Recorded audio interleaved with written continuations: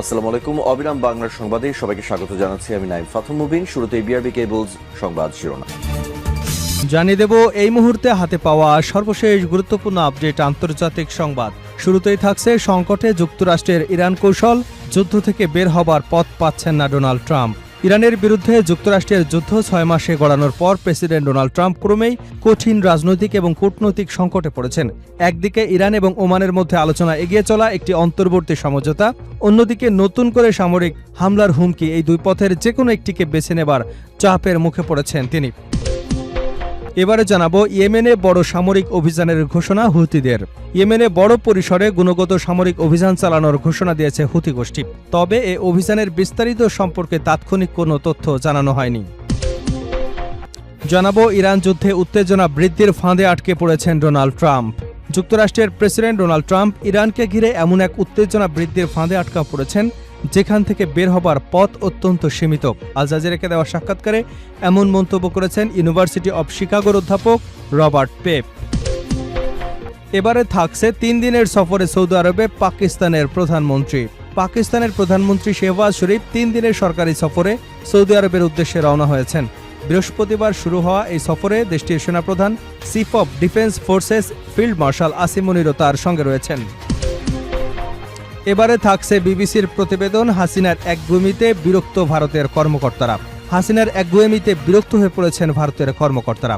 ২৪-এর ছাত্র জনতার গণঅভ্যুত্থানে হাসিনা দিল্লিতে পৌঁছানোর পর থেকেই প্রত্যাশা ছিল বাংলাদেশের রাজনীতিতে আওয়ামী লীগের পুনর্বাসনে ভারত তাকে সহায়তা করবে।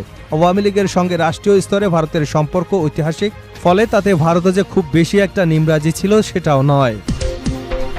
এবং সর্বশেষ জানাবো টেলিগ্রাফের প্রতিবেদন, কূটনৈতিক জয় পেল তেহরান, হরমুজের চুক্তি তার প্রমাণ।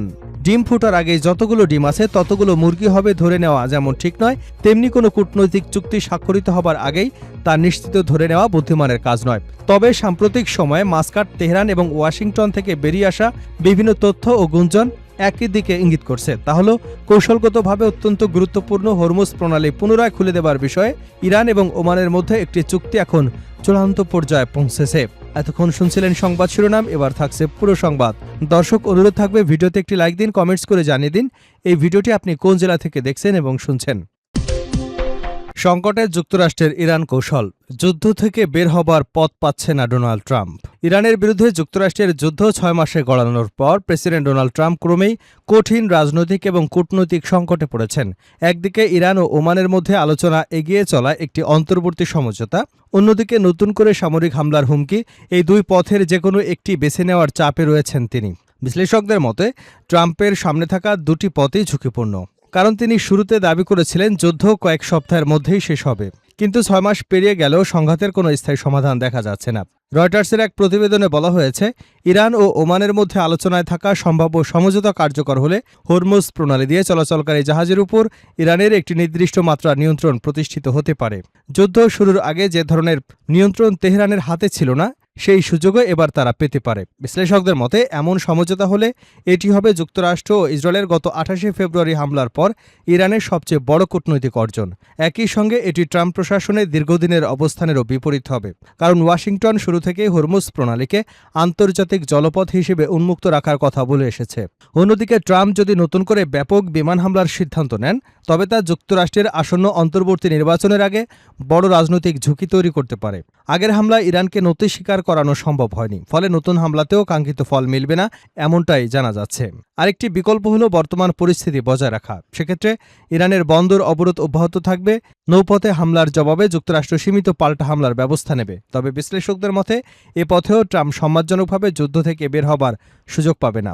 যুক্তরাষ্ট্রের সাবেক মধ্যপ্রাচ্য বিষয়ক আলোচক অ্যারন ডেভিড মিলার বলেন, ট্রাম্পের সামনে এখন সবই খারাপ বিকল্প।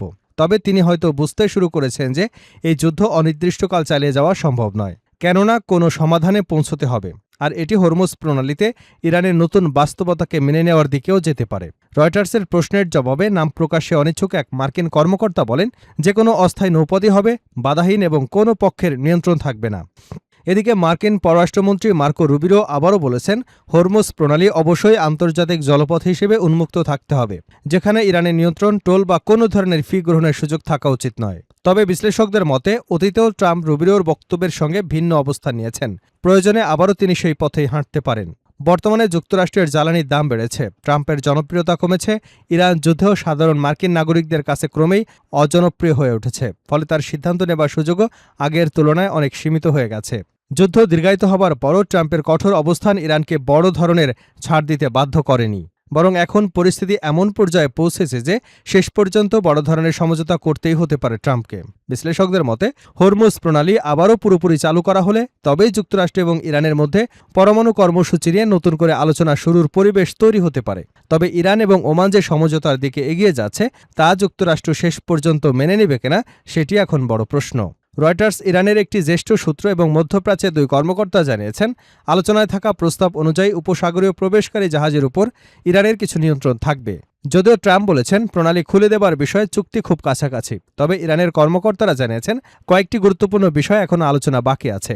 বিশ্লেষকদের মতে ইরান ওমান সমঝোতা এবং যুক্তরাষ্ট্র ইরান আলোচনা পুনরায় শুরু হলেও চূড়ান্ত শান্তি চুক্তির সম্ভাবনা এখনও অনিশ্চিত, কারণ জুনে দুদেশের মধ্যে হওয়া সমঝোতা স্মারক অল্প সময়ের মধ্যেই ভেঙে পড়ে। সেই সমঝোতার আওতায় ইরান কিছু নিষেধাজ্ঞা শিথিলের সুবিধা পেয়েছিল, যা ট্রাম্পের নিজ দল রিপাবলিকানদের একটি অংশের সমালোচনার মুখে পড়ে। ইয়েমেনে বড় সামরিক অভিযানের ঘোষণা হুতিদের। ইয়েমেনে বড় পরিসরে ও গুণগত সামরিক অভিযান পরিচালনার ঘোষণা দিয়েছে হুতি গোষ্ঠী। তবে এই অভিযানের বিস্তারিত সম্পর্কে তাৎক্ষণিক কোনো তথ্য জানানো হয়নি। বৃহস্পতিবার এক প্রতিবেদনে এসব তথ্য জানিয়েছে আল জাজিরা। হুতিদের এক মুখপাত্র সামাজিক যোগাযোগ মাধ্যম এক্সে দেওয়া এক পোস্টে জানান, শিগগিরই অভিযানের বিস্তারিত প্রকাশ করা হবে। এর আগে ইয়েমেনের মারিব গভর্নমেন্টের আল থানিয়া জরুরি বাহিনী ক্যাম্পে হুতিরা ব্যালিস্টিক ক্ষেপণাস্ত্র এবং বিস্ফোরক বোঝাই ড্রোন ব্যবহার করে হামলা চালিয়েছে বলে আল মাজদার জানিয়েছে। প্রতিবেদনে বলা হয়, বৃহস্পতিবার সকাল থেকে দুপুর পর্যন্ত চালানো হামলায় সেনাদের ব্যারাক, অস্ত্রাগার এবং গোলাবারুদের গুদাম লক্ষ্যবস্তু করা হয়েছে। এ হামলায় হতাহতের খবর পাওয়া গেলেও তাৎক্ষণিকভাবে স্বাধীনভাবে তা যাচাই করা সম্ভব হয়নি। ইরান যুদ্ধে উত্তেজনা বৃদ্ধির ফাঁদে আটকে গেছেন ডোনাল্ড ট্রাম্প।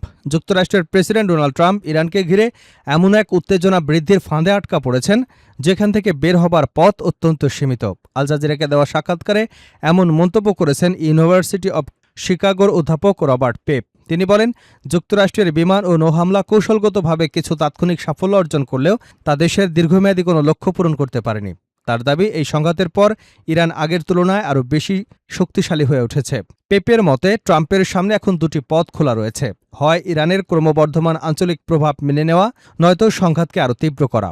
এর বাইরে তৃতীয় কোনো বিকল্প নেই বলে মনে করেন তিনি।